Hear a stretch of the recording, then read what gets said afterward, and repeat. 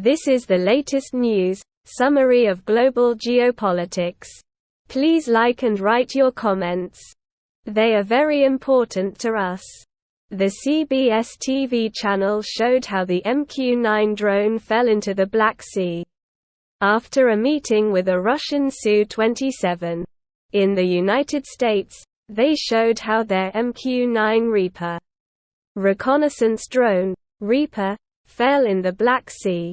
The CBS channel showed an animation of how Russian Su-27 fighters allegedly attacked an American drone.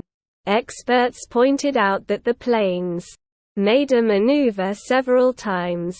They crept up to the drone from behind, flew under it, then abruptly rose up and dumped excess fuel on the nose of the Reaper.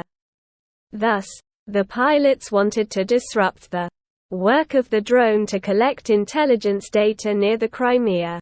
However, according to the Americans, one of these maneuvers was carried out unsuccessfully.